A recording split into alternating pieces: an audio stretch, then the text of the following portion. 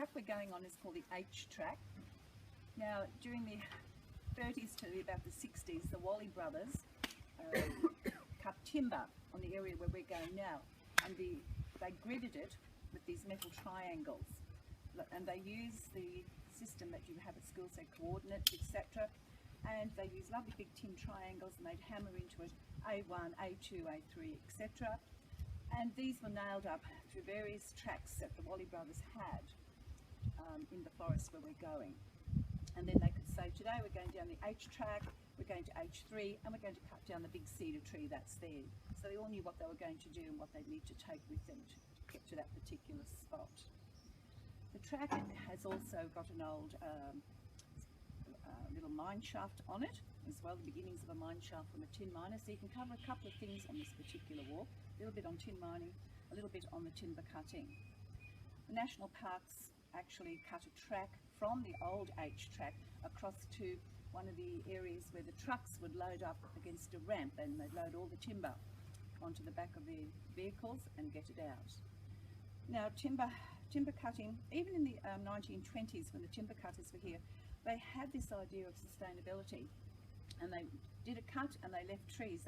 People have this wrong impression of them, you know, that they'd just go in and cut down everything. Well, they didn't. They were very conscious of the fact that they'd need an ongoing supply of trees. So they would do a cut and they'd leave some.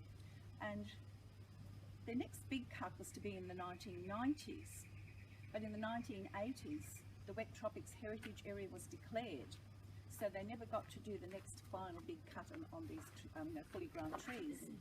Everything you see in there is regrowth, but some of it's particularly old regrowth as well. So they were conscious of that fact, you know, you needed this supply. Here up in Paluma, you've got hardwoods and softwoods.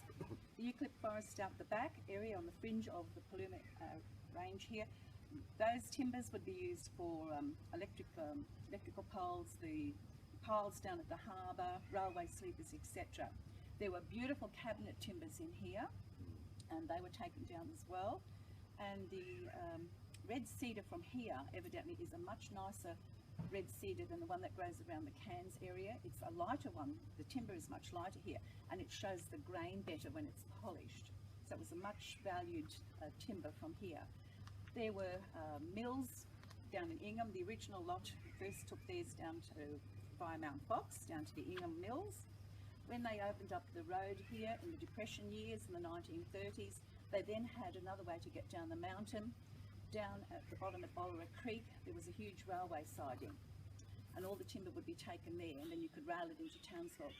Some of you who know Townsville will remember there were mills, boxwood mills, at where the Kings Road there area, on the corner of Kings Road, across from Castletown. That was there quite a few years back. And so there were actually 4 mills that were available to the timber cutters from up here they could use. We better start walking now.